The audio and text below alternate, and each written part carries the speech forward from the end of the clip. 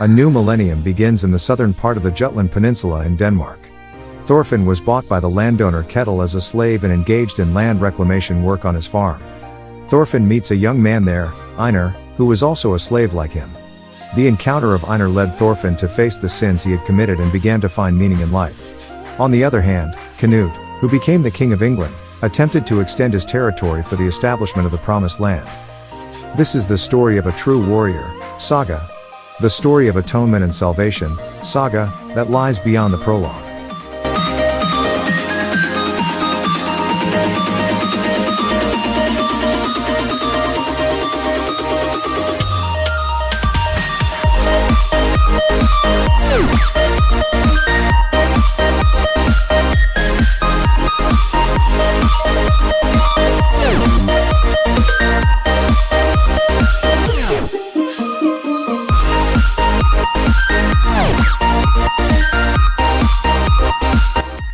A girl in a lower grade just made me cry. One day, Senpai visits the library after school and becomes the target of a super sadistic junior. The name of the girl who teases, torments, and tantalizes Senpai is Nagatoro. She's annoying yet adorable. It's painful, but you still want to be by her side. This is a story about an extremely sadistic and temperamental girl, and you'll feel something awaken inside of you.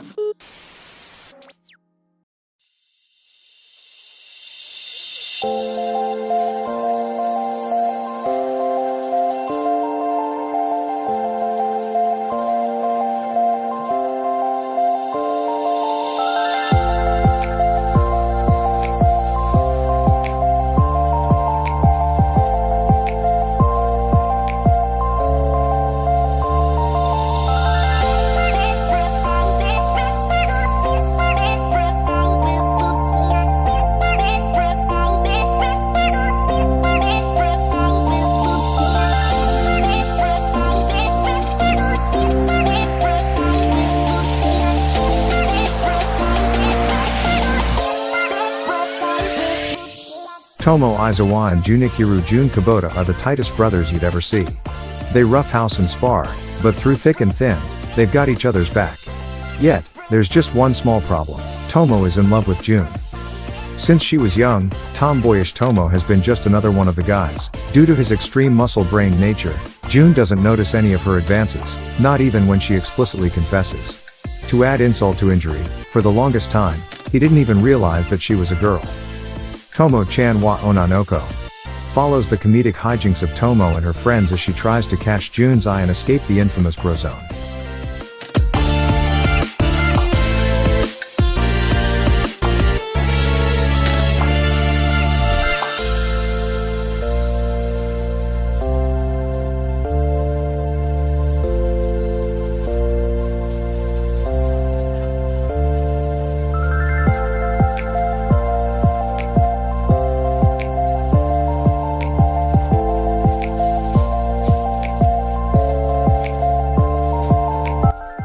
After catching a cold by giving his only umbrella to a girl sitting in the rain, Amane Fujimiya only expects her to eventually return it. However, Mihiru Shina, the angel of Amane's school and his neighbor, instead gives him a lot more than that.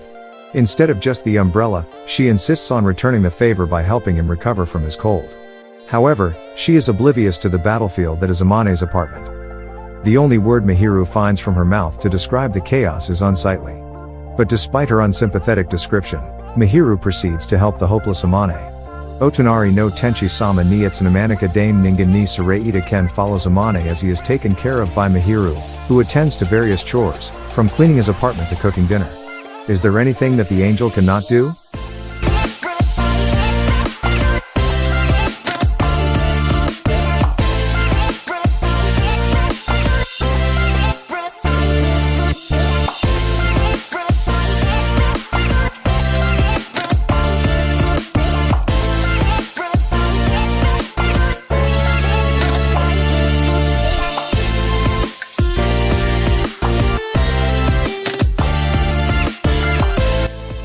After a gruesome war wreaked havoc on the general populace, the governments of the world turned to a more elusive tactic to further their agendas, a war fought in the shadows. Lily, a beautiful girl with white locks, is a student in one of the many institutions that train youths into becoming capable spies. Unfortunately, despite scoring well in the written exams, she only manages to barely pass her practicals. With no real-world skills to speak of, her hopes of graduating are dismal, until she is offered an opportunity to join the mysterious team Tomoshima and partake in an impassable mission. Excited by the prospect of working with the elite, Lily enthusiastically accepts. However, she is struck dumb when she arrives at Kagero Palace and the true purpose of Tomoshima and its hopeless situation comes into light. Joined by other problematic female spies along with a mysterious young man spearheading the operation, Lily realizes that this is not the ideal escapade she had pictured.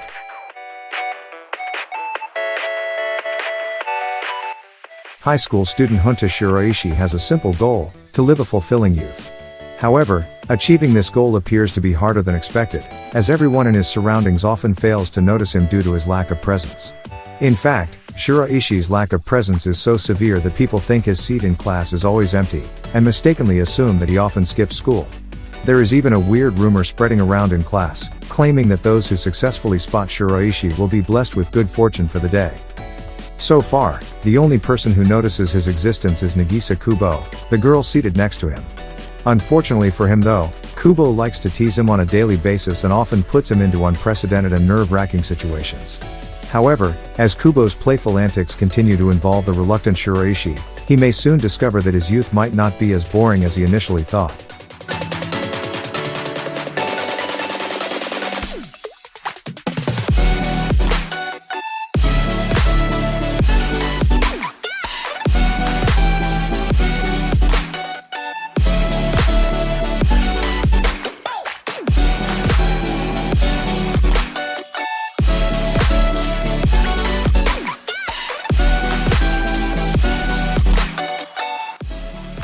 Himuro is an office worker who belongs to a race of supernatural beings with strange powers. Whenever he is deep in concentration, he subconsciously plunges his poor co-workers into a close rendition of the Arctic. Even so, contrary to his icy powers, Himuro is a warm and kind person. He likes flowers and cats, but alas, he cannot get too close to either. Himuro has a soft spot for his colleague Fuyutsuki, a calm woman who has a knack for providing simple solutions to his unconventional problems. Whenever Fuyutsuki does something for him, a snowstorm of emotions builds inside Himuro's heart, and he fails to notice the raging snowstorm he causes on the office floor. Thanks to his snowy tantrums, Himuro's feelings are apparent to everyone but Fuyutsuki. However, fueled by immense adoration and desire, Himuro is prepared to do whatever it takes to capture her heart.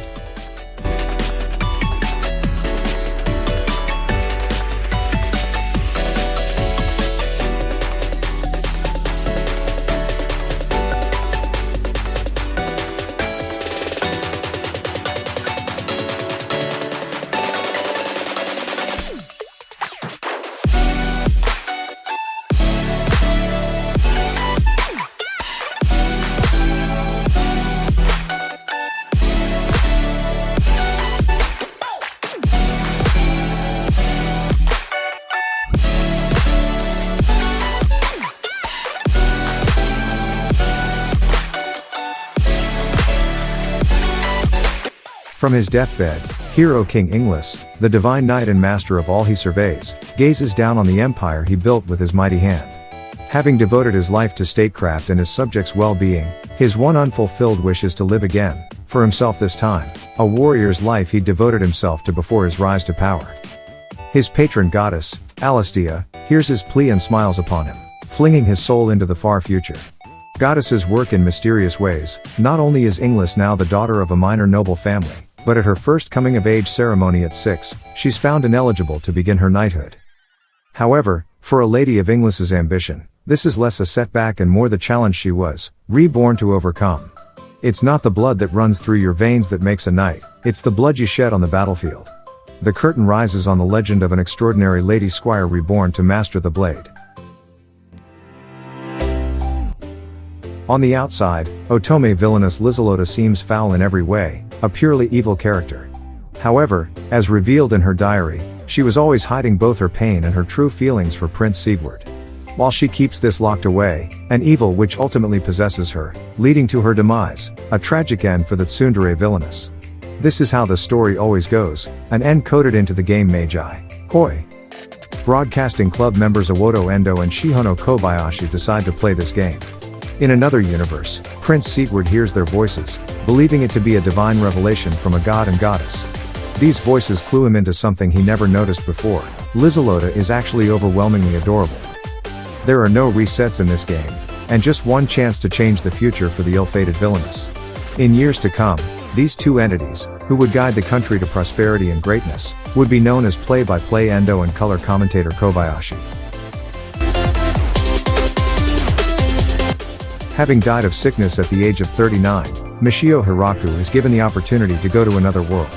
When asked what his wish is by God intending to give him strength, he requests to have a healthy body. Offered a second wish, he chooses to live peacefully, a third wish to be able to know the local language, and for a final wish, to be able to be a farmer.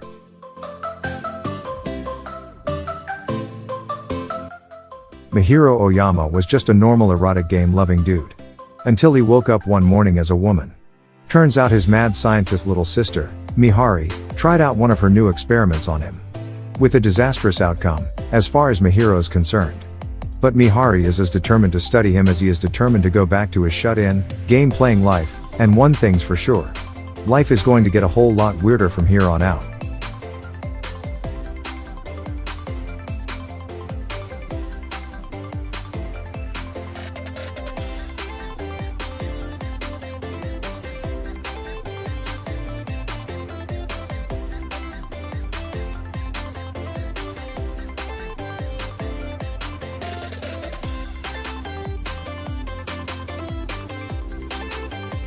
Matsuri Kazumaki and Suzu Kanade are childhood friends, bonded by their shared ability to see Ayakashi, yokai in search of a life force to devour. However, in high school, their relationship deteriorates. As Suzu's one-sided feelings are growing, so is the difference in their Ayakashi views. Matsuri considers all Ayakashi a threat to his friend, while Suzu is an Ayakashi medium, someone who exudes a significant amount of life force compared to the average human, and loves them all despite the risk.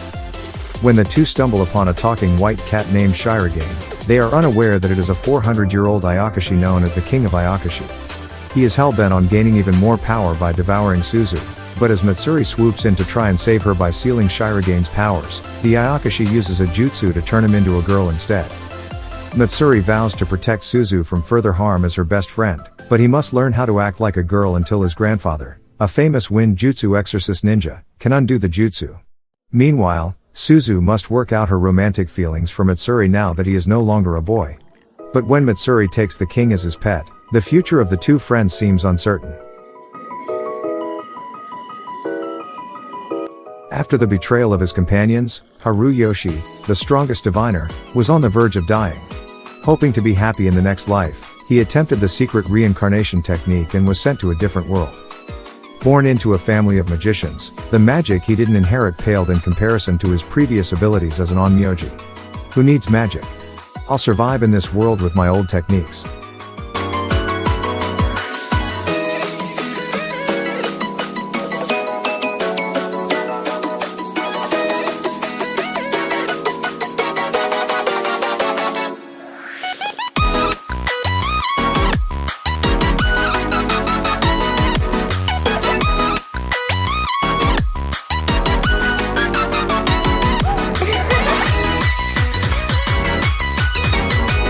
a world blanketed in an endless and ever-growing ocean of snow. The people eke out a living, either huddled around the roots of enormous trees dotting the surface, or high in the canopy, which spreads over the planet's atmosphere. A chance meeting between Kaina, a youth from the canopy, and Liliha, a young woman from the surface, sets off a chain of events that will change the fate of the world. Everyone knows of the most powerful soldier, the iceblade magician, who led the country to victory 3 years ago, but few know his true name, Ray White. After weathering through a bloody war, Ray enrolls at Arnold Academy, ready to experience a normal life, a luxury he never had. To further this goal, he keeps his identity as the iceblade magician a secret, the scars of the past still haunting him to this very day. Despite being ostracized for being a commoner, Ray befriends the prideful yet kind Amelia Rose, the muscle-brained Evie Armstrong, and the shy and bookish Elisa. However, conspiracy is lurking in the academy walls, and Ray is tasked with hunting down a spy whose motives remain unclear. To protect his newfound friends and the people he holds dear, Ray will do whatever it takes, even if it means confronting his past.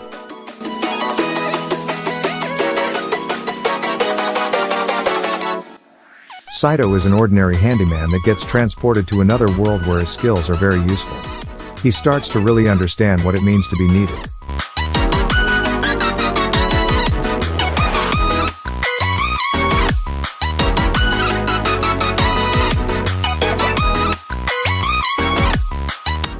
The Dark Soldier, Daryl, 30 years old, who can't use magic despite being in the Demon Lord's army, was fired for his lack of capacity.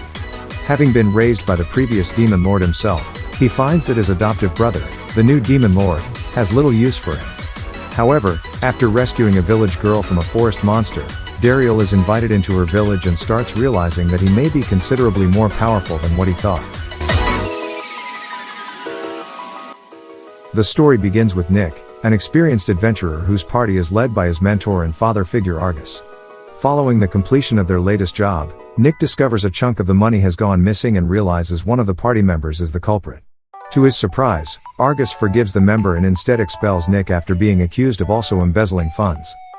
One night after several weeks in a downward spiral, Nick ends up in a local tavern where fate leads him to meeting 3 fellow adventurers.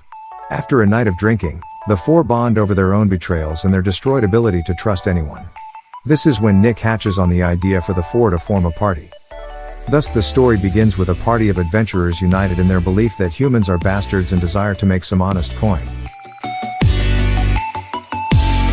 Despite her supposed ineptitude with regular magic, Princess Anisfia defies the aristocracy's expectations by developing magicology, a unique magical theory based on memories from her past life.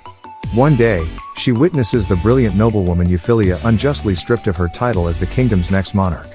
That's when Anisfia concocts a plan to help Euphilia regain her good name, which somehow involves them living together and researching magic. Little do these 2 ladies know, however, that their chance encounter will alter not only their own futures, but those of the kingdom. And the entire world. One day, Mitsuha falls off a cliff and is transported to a medieval Europe-type world. After a near-death encounter with a pack of wolves, she then realizes that she's able to transport between 2 worlds, this one and her own. Taking advantage of this ability, Mitsuha decides to live in both worlds and calculates that she'll need 80,000 gold coins to be able to retire. Mitsuha now has to come up with different ways to collect her gold coins.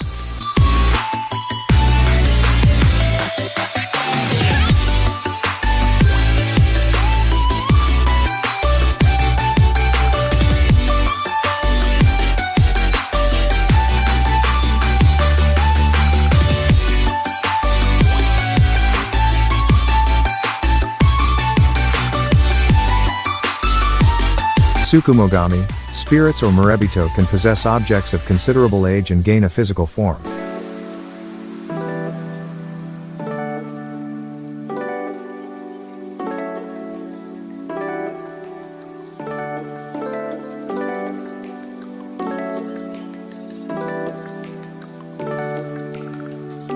After her mother passes away, and decides to become a silver sugar master like her mother, a highly regarded occupation in the country of Highland, where very few masters of the craft exist.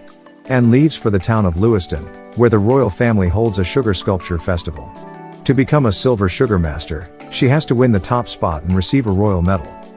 In this world, Humans treat fairies as slaves and take one of their wings to control them.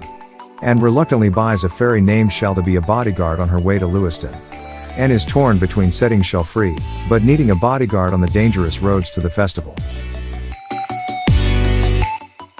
As master assassin Usui Yuan looks into a series of assassinations made on the Grand Samurai clan, the Satsuma, he encounters Kurama Raizo, member and survivor of one of the attacks. Together, they discover the true nature of these murders is bigger than over stolen resources. As they get closer to the truth, will they come out alive to exact revenge?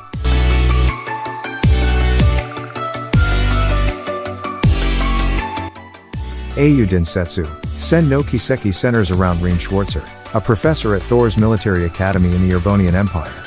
The anime's story will focus on the western part of the Zamurian continent featured in the games.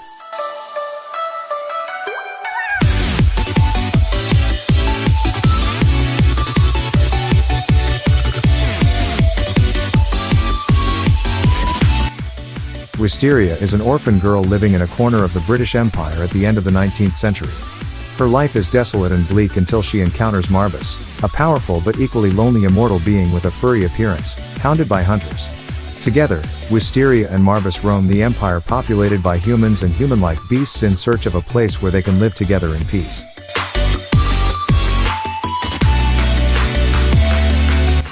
Hikari no U takes place in the aftermath of humanity's last war. The world is enveloped with a black forest and people have become infected with a pathogen that causes them to burst into flame in the presence of natural fire.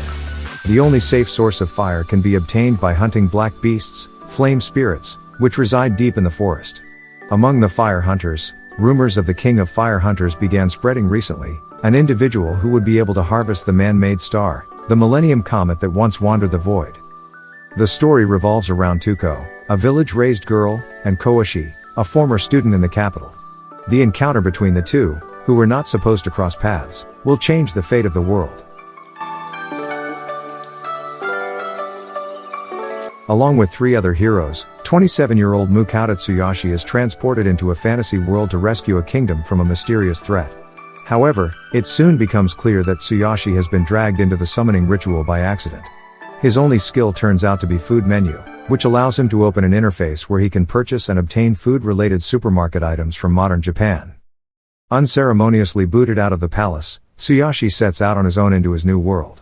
However, his ability to create delicious dishes unknown to this world soon pays dividends, even attracting the legendary wolf Fenrir.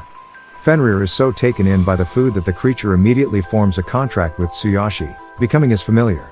Followed by this whimsical mythical being, Tsuyoshi takes up a job as a merchant and adventurer, traveling and cooking up mouthwatering meals that never fail to amaze the inhabitants of this world. The great beasts created the land, but humans stole it. Angered, the beasts began eating humans, who in turn called upon the gods to fight the beasts. In the Age of the Sword, heroes and mythology, giant beasts are hunted by humans for profit. Jiro, who makes his living hunting beasts, encounters Kumi, who is being chased by someone, and in that moment decides to save her. As rumors spread regarding humanity and a mysterious experiment, together they seek to discover the world's secrets. Technoroid, Overmind is set in the entertainment tower Babel, a new hope found by those who have lost the joy of light as humanity's activities are restricted due to the large-scale climate change caused by the expanded sun. The anime depicts unique units and characters fighting for the top of Babel, pursuing emotions that move people and androids through performances.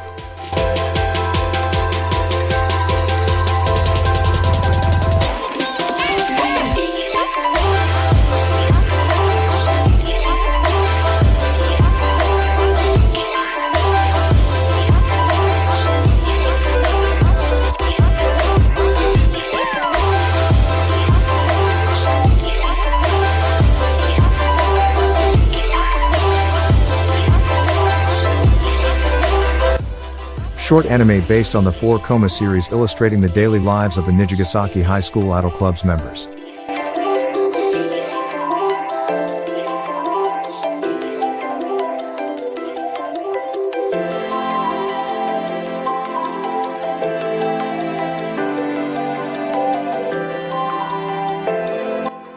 After performing in their final middle school judo tournament, Michi and Sanae begin high school and walk in on Michi's final opponent fighting to save their new high school's judo club.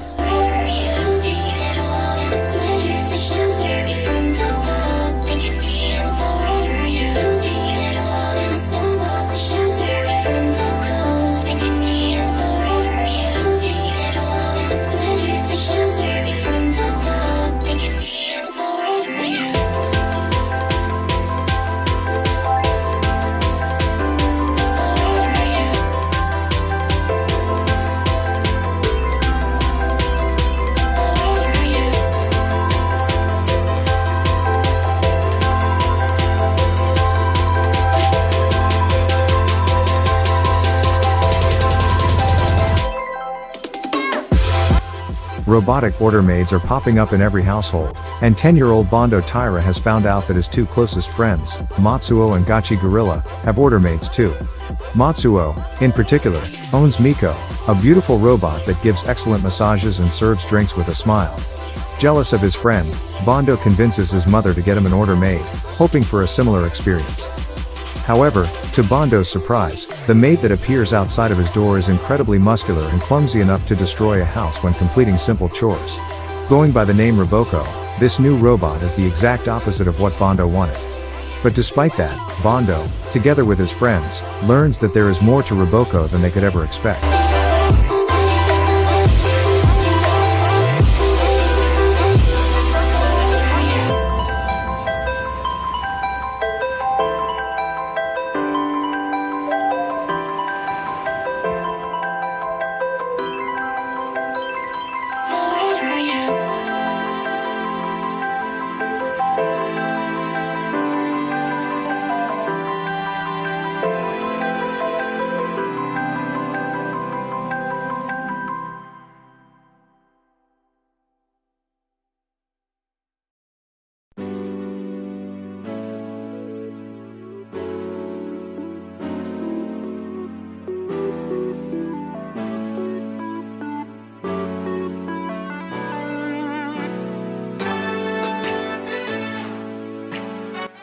Iko, a third grader, lives with his 4 older brothers in an old house in Tateyama.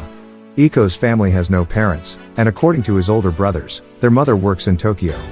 Despite being a bit eccentric, Iko loves his brothers, who take good care of him, but they have a secret: they are wizards who live almost forever. The story unfolds of a family's summer vacation in a seaside town, happily living together while being caught up in the world of wizards.